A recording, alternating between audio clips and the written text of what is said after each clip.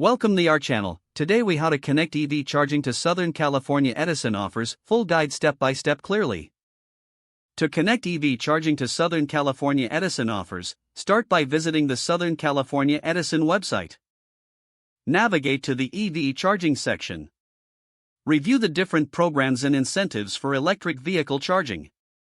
Check your eligibility for any discounts or rebates based on your household's energy use. Gather necessary documentation, such as proof of your EV ownership and address details.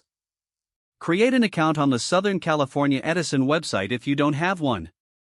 Log into your account and locate the application for EV charging incentives. Fill out the application form with accurate information. Submit any required documents as part of your application. After submission, wait for confirmation from Southern California Edison regarding your application status. Once approved, review the installation options available for your EV charger. Choose a licensed contractor for the installation process. Schedule the installation at a time that suits you. Ensure the contractor is familiar with Southern California Edison's requirements. Upon installation, make sure to have the contractor provide you with any warranties or documentation.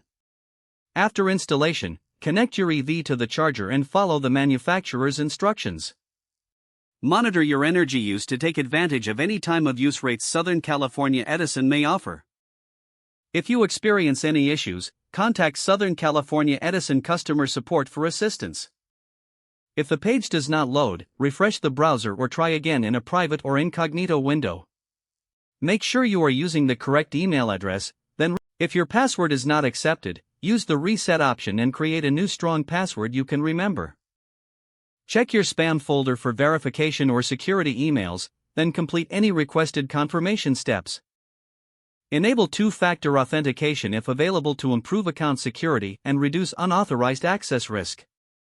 After signing in, review your profile details so your contact information and settings are accurate. If you see an error message, note it down and try again after restarting your device and internet connection.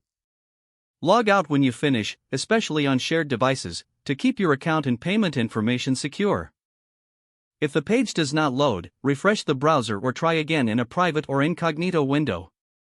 Make sure you are using the correct email address, then retype it carefully to avoid small typos. Don't forget to like this video and subscribe to our channel for more step-by-step tech guides.